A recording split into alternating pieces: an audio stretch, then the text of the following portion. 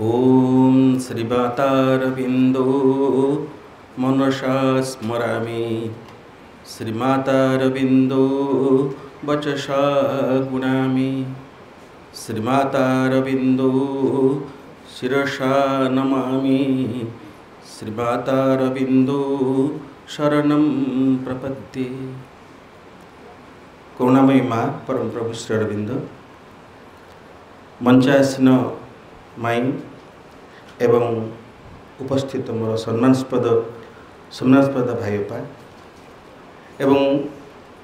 आज दिव्य मुहूर्त दिव्य अभिप्सु सम्मानस्पद भाई बापा मानक मोर अंतर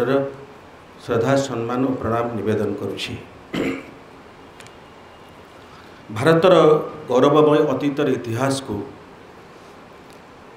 ए देशर आध्यात्मिक और सांस्कृतिक इतिहास केवल संग्रह करा जाई पारे।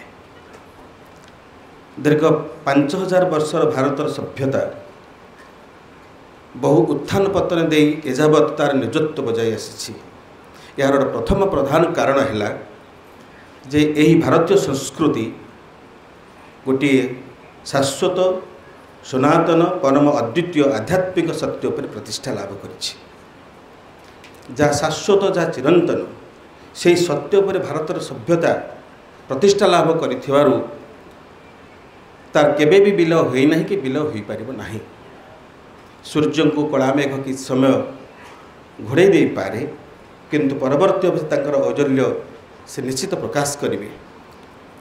सेतिपई आजर जो आलोचनार विषय वस्तु श्री गोलक भाई परे तो 4 5 6 3टी जो दिया जाए मते से विषय भारतर अतीतर औजल्यर अतीतर गौरवमय कथा मिस्टर कजेन माध्यम श्री अरविंद व्याख्या करिसेंती। श्री अरविंद कहउछंती भारत ही है शक्ति, भारत है भारत शक्ति, एक महान आध्यात्म तत्वर जीवंत देवी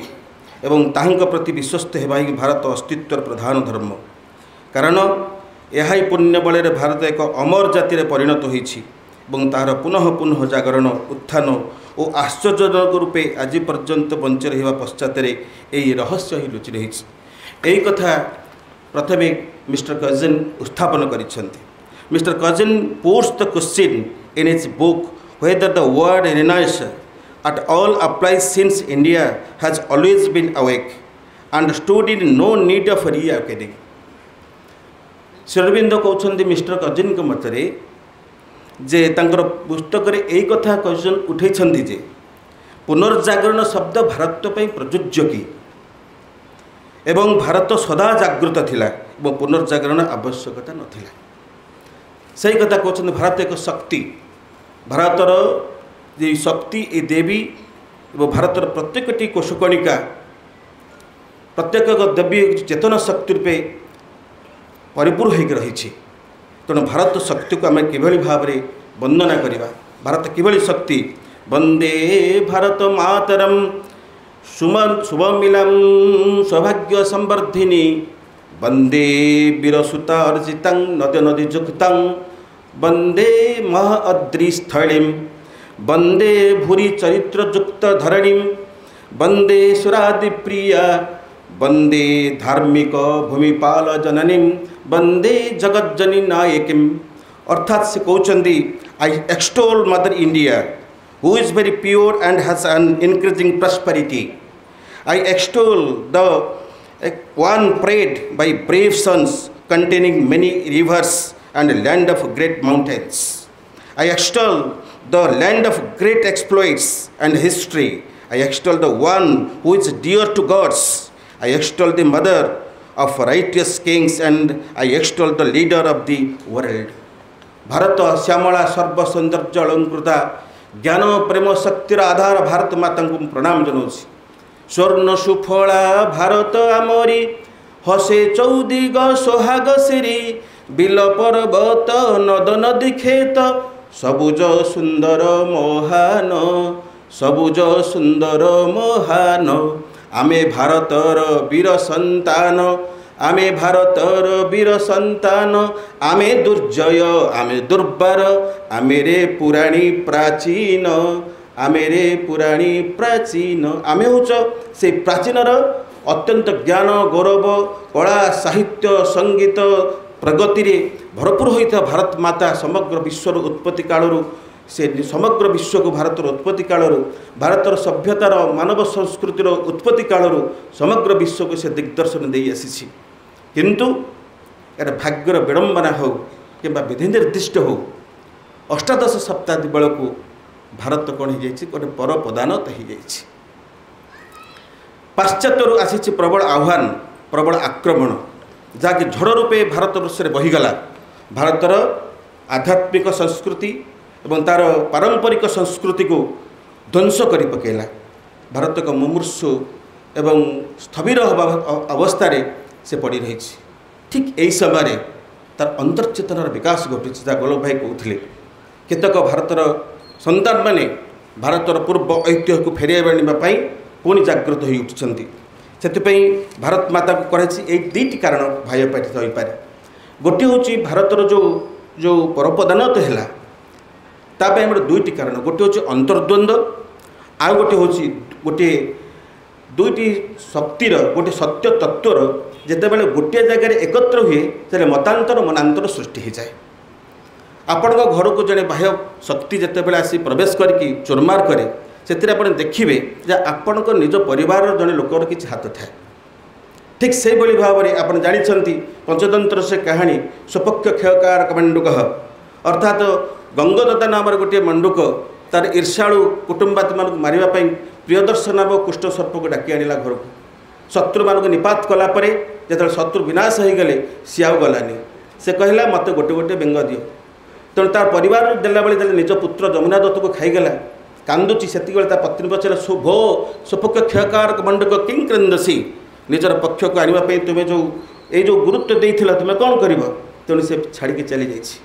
ठीक से भाव भारत सभ्यता को भारत इतिहास को आप अवलोकन कले जानवे जितेबाला जयचंद्र चौहान वंश पृथ्वीराज को प्रतिहत करने महबद घरी भली जड़े बाह्य शत्रु को जितेबाला निमंत्रण कर आनिले से दिन ठार भारतवर्ष पर पदानत होगा आरंभ कला यही भारतवर्ष को चली आसी परवर्ती अवस्था विदेशी शासक माने एवं भारतर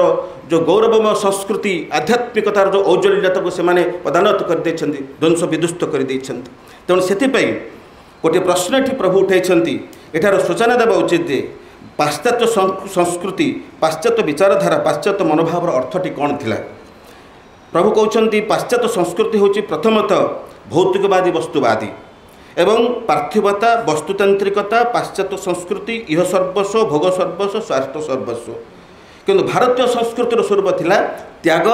आत्मसंयम और आध्यात्मिकता तेणु से कौन कर आसी विज्ञानवाद जुक्ति बुद्धि विचार जिज्ञासा अनुसंधान नियामक संगठक एवं जीवनधारार जो विज्ञानवाद को से प्रयोग करी कर्मवाद कर्मदक्षता कार्य निपुण जो एफिशिएंसी एवं जीवनवाद या भारत पाखे से सत्यटी को उपस्थापन कले भारतर जो असल जो ज्ञान थिला असल जो संस्कृति थिला सेठी भारतीयवासी कौन हो गले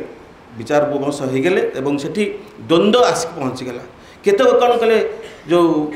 इंग्रेज मानकर बा विदेशी शक्ति जो पाश्चात्य जो धर्म को आपणी नापी से सब कौन कले आपणी देले से कथा श्री अरविंद तंकर फाउंडेशन ऑफ इंडियन कल्चर जोटा पूर्ववर्ती अध्याय में आलोचना करूँ से कहते गत शताब्दीर एपरिकी यही शताब्दी आम मैंने केतक दिगरे यूरोपीय सभ्यतार अनुसरण करी कला साहेब हेबाकू और भारतर अतीत संस्कृति को खतगदारे फोपाड़ी देवाकू चेष्टा करिथिलु एवं पाश्चात्य मुखा पिंधिबाकू चाहिथिलु मात्र मु भल भाव स्वीकार करुछु जे यह गोटे भ्रमात्मक अजथार्थ उद्यम थिला श्रीअरविंद कहले जेतले से पळि आसिले आमे गोटे गोटे कला साहेब हेबाकू नेकटाई पिंधि तांकर बड़ी बाबू साहेब हेबापई आम भीतर गोटे कौनसी प्रबल आकर्षण जागी उठिला एवं आमे माने ताकू अति विनम्रतार सहित ग्रहण कल बोली प्रभु एठी कहिसेंती पाश्चात्यर विज्ञान बुद्धि कर्मर प्राबल्य जो और उत्तरोत्तर विकास जो जो अभिनव भौतिक समृद्धि धन संपद और शिल्प वाणिज्य प्राकृतिक जगत कर्तृत्व देखा ताहा अवर्णनीय सते जेपरि एक उन्मुक्त व्यक्ति जेभली समग्र जगत को करायत्त करने को बसी एणु यही एका संगरे एक जीवन को उपभोग करिवार एक दुर्बार अकल्पनीय पिपासा यही सबू भारतर प्राचीन संस्कृति की पारलौकिक परंपरा को एक तीव्र आघात देला ସେମାନେ कहले जीवन को उपभोग करने लगे मेटेरियलिस्ट जीवन बहिर्जीवन को तंकर बहु जगह को चलीगला किंतु अंतर्जीवन जो ज्ञानर जो आत्मिक जो शक्ति भारत ब्रह्म तेजर जो समग्र विश्व को जो ब्रह्म तेज जो प्रदान करुला ताको से भूलीगले कारण सबुबले आम हृदयटा थिला उदार जोटा सनातन धर्म आलिंगनी कथा जो कथा कहते गोलोक भाई समस्त को नहीं भारतवर्ष ऊर्ध्व को चली यही समय से जो आसी पहुँची गले से बेले यही समय 49 शताब्दी शेषार्धे परम पुरुष श्री रामकृष्ण परमहंसर साधना सिद्धि और सामर्थ्य भारतर आत्मशक्ति पुनरुज्जीवित जागृत होता भारतर शुद्ध आध्यात्म तपोवन एक ज्वलंत जीवंत प्रतिरूप में देखागला अर्थात जो भारतर जो चिंताधारा था जे यही जीवन भारत जोग और जीवन दुईटी भागे आम भारतीय मैंने बुझीलु जे बहिर्जीवनटा जोग साधना प्रযোज्य नुहे तेणु कांचन निकांचन को चली जावा आम एक जो गोटे निबिड़तार एकांत भाव रहा जो आम भितर जो गोटे प्रबल आकर्षण थी भारत ज्ञान थी से कथा को से बुझेदे संसार भितर रहीकि आम भगवत दिव्य चेतन को धारण कर आम मनप्राण शरीर शक्ति को आम प्रमूर्त मृत कर यही जो आध्यात्मिकतार चिंताधारा सर्वप्रथम श्रीरामकृष्ण परमहंस एठारे कौन कले प्रतिष्ठा कले एवं भारतर नंबर 2 आसूची भारतर उज्ज्वल सांस्कृतिक अत्यत क्रमे जड़तार परिणत होती उज्ज्वल संस्कृति केमती थिला से कथा से वर्णना करिसेंती आर्य मानकर भारतर पदार्पण होगा ठारू आधुनिक युग पर्यंत आम भारत को 5टी भाव में विभक्त करवा प्रथम है वैदिक युग वेद पुराण उपनिषद द्वितीय है बौद्ध युग तृतीय है मुसलमान राजत्वर युग चतुर्थ है विदेशी इंग्रेज मानकर यूरोपीय शासन काल और पंचम है भारतर पुनरअभ्युदय युग जो रिनाइसेंस इन इंडिया एवं वैदिक उपनिषद युग भारत समग्र जगत दिग्दर्शक थिला श्रुणन्तु सर्वे अमृतस्व प्रज्ञा अहम निजो परवेति गणना लघुचेत संग उदार चरित्रं तु वसुधैव कुटुंबकम यही कथा भारतर आर्य ऋषि मैंने प्रथम समग्र विश्व में जे किछि केवल कही नथिले भारत ताकू सेतेबेले घोषणा करथिला समग्र वसुधा हूँ मोर मु हूँ समग्र वसुधार मु गोटे निर्दिष्ट गोटे भूखंडर व्यक्तित्व नुहे मु हूँ प्रतिनिधि जो विश्व नियंता जहाँ को ये सृष्टि को पठिंचंती मु रिप्रेजेंट करुँची मु हूँ से अहम तत् को अहम तत् अतत्वमसि ज्ञानम विज्ञानम आनंदम ब्रह्म सर्वखलिदम ब्रह्म वसुदेव अहम ब्रह्मस्मि मु हूँ से अस्तित्व रूपे मुझे आसी मु बिंदु नुहे मु सिंधुरे परिणत हेबी मु एक सिंधुटे मो भितर मो बिंदु ही सिंधुरे मिसवा आसनी मो भितर सिंधु को धारण करी मुझे निजे सिंधुरे परिणत होगा ये मु प्रयास जारी करी शुणन्तु सर्वे अमृतस्व पुत्रा बोली कहुई से कथा को ये प्रचार करने से बेले जो महान व्यक्तित्व थे से ऋषिवर्ग धीमान ऋषिवर्ग से वेदव्यास पैल वैशंपायन जैमिनी सुमंत कपिल गौतम पतंजलि याज्ञवल्क्य आदि आचार्य मानक सिद्धांत वैदिक मनोविज्ञान रूपे भारतवर्षर आत्मा को समग्र विश्व सम्मुख में उत्तोलित कर देइथिला समग्र विश्व समस्त आकर्षित होते तक्षशिला आमर नालंदा जो विश्वविद्यालय मान प्रतिष्ठा थी यही सबू प्रधान आचार्य माने विद्वान माने समग्र भारत देश देश देशांतर बहुत छात्र छात्री आसुले भारत ज्ञान को नेबाई समग्र विश्व कौन करने प्रसारित करदेवाई भारत को प्रमुख भूमिका ग्रहण करथिला से समय गोटे उदार चरित्र थिला ये जो जाति वर्ण ये सब नाला जिते गोटे छोट कहानी कहबी समय तो उपनीत हो जाऊँगी जे जिते बड़े गौतम ऋषि आसवाई सत्यकाम जा पहुँचले शिष्यत्व ग्रहण करने जाबाली पुत्र सत्यकाम गौतम पचारे बाबा तुम पिता गोत्र नाम कौन से किसी कहींपारे नहीं फेरिगले माता पाखक माँ मोर पिता मो गोत्र किए से कहला मुझे बापा मुझे जड़े सेवा दासी अन्य घर मुझे दासी रूपे कार्य करे जो घर केवल दासी रूपे से घर मालिक कहते मोर प्रभु तेणु कहार औरस तू जन्म लाभ कर कथा कहीपर कि एक सत्य तू जाबाली पुत्र सत्यकाम जा गुरु को से कथा कह जितेबाला गुरु को से कथा से कहीदे गुरु हृदय आखिर लोतकप्लुत होगला गुरु हृदय एकदम आनंद विहोलित होते कहले तुम्हें तो ब्राह्मण जे सत्य कहे से ब्राह्मण अर्थात वैदिक जुगे शूद्र भी ब्राह्मण परिणत होती अर्थात से जाति वर्ण धर्म ये सब नाला गोटे एमती जो कैटेगोरिकल लाइफ सामाजिक व्यवस्था था तेणु एथुर अनुमय हुए आमर सामाजिक व्यवस्था तत्कालीन केते उदार केते परिव्यक्त थिला से समय से भारतर संतान आमे माने आज आम कौ अवस्था पहुँचु से कथा को आमको निश्चित भाव में भारत इतिहास को आमको समस्त को पाठ करने पड़ो आ श्रीअरविंद को पाठ कर जाणीगले आप भारत को जाणीगले समग्र विश्व को जाणीगले से कथा जो कहते प्रभु बुझे देइछन्ति जे भारत आज जहाँ विज्ञान यूरोपीय विज्ञान निजर बाहबा मारुछि सहस्र सहस्र वर्ष पूर्व भारत वर्ष ता करथिले जल विज्ञान को प्राचीन भारत भली पूर्वे तार आध्यात्मिक ज्ञान दृष्टिकोण वेद वेदांत भाषार दृढ़तार स्वर प्रकाश करथिला। आचार्य Kanad the father of atomic theory of atoms was actually formulated 2500 years before Dalton by an Indian sage and philosophers known as Acharya Kanada or Kashyap, who lived in the 6th century BC. ख्रीष्टपूर्व 6th शताब्दी रे 6th शतक रे आचार्य Kashyap father of atom बोली गोटे school तैयार करथिले atom school और अणुर से करथिले से कोन करथिले वेदर से कथा वर्णना कर जाइछि से 6टी जिनिस को करथिले दक्ष बा सब्सटेंस गुण क्वालिटी जो गुण कथा भाई कहथिले एवं कर्मन अर्थ नोशन आ सामान्य यूनिवर्सल आ विशेष पर्टिकुलर आ समाभाव्य अर्थ इनहेरेंस अर्थ जो अंतर्स्थिति याकू नहीं कि पदार्थ गुड़ी को केमती तैयारी करा जाई परबो ता ऊपर से तांगर गोटे विराट स्कूल करथिले से प्रथम एटम बा एनर्जी जहाँ आज विश्व यूरोप बाहबन हो गर्वर सहित उन्मत्त मुख करिछि सहस्र सहस्र शताब्दी पूर्व कर जाइथिला। एवं मनु संहिता जो मनोलाइजम जो कथा कहते मनु संहितार मनु कौन करुले प्रविधि गोटे प्रयोग करुले प्रविधि कौन मस्तक एक शब्द चुंबक तरंग से कौन उत्क्षेपण करुले एवं ताकू वैद्युतिक तरंग करके विश्वलोक को पठाऊले स्वर्गलोक को पठाऊले से उत्तर आसूला जो यज्ञ कर ब्रेन वेव्रा यज्ञ जो अग्नि फायर वेव सहित कौन कर तरंगायित करके उत्क्षेपण कर स्वर्ग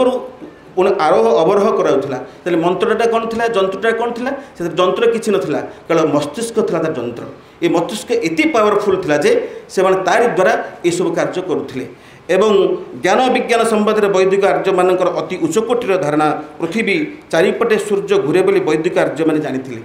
एवं एक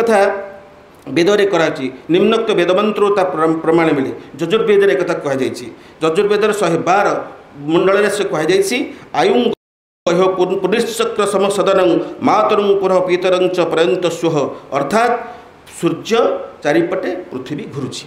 जो कथा कि यही सत्य को कपर्निकस बहु सहस्राब्दी पर एक कथा से घोषणा करछंती जहाँ बड़ विडंबनार विषय आम मैंने भारत में यह महान ज्ञान को विश्व स्तर में परिप्रकाश करूँ ना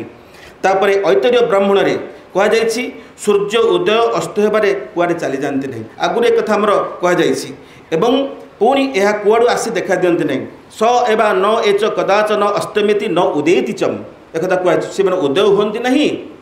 कि अस्त हुंती नहीं से स्थिर होगी था जेहेतु पृथ्वी घूर्णन हो अक्षपथर घुरुची आमको उदय अस्त बोली जना पड़ी पृथ्वी गोल बोली वैदिक आर्य मैंने कथा जानीपारे मैग्लेन बहु पछरे आसिक कहले किंतु शतपथ ब्राह्मण में कहुई परिमंडल ओ बा अयम पृथ्वी लोका परिमंडल तो गोलाकार ये पृथ्वीटा हूँ गोलाकार बहु सहस्र सहस्र शताब्दी पूर्व यही भारतवर्ष विज्ञान में केते उच्चतर धारण करते जैमिनी ब्राह्मण तत्व कहुई केवल पृथ्वी नुहे ता छड़ा सूर्य चंद्र ग्रह मान गोलाकार परिमंडल आदित्य परिमंडल चंद्रमा परिमंडल दैहु परिमंडल अंतरिक्षम परिमंडल इयम पृथ्वी अर्थात ये पृथ्वी ये अंतरिक्ष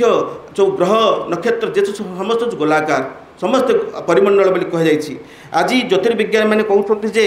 ग्रह माने सूर्य देहर संभूत एक वायु पुराण में 50 99 53 श्लोक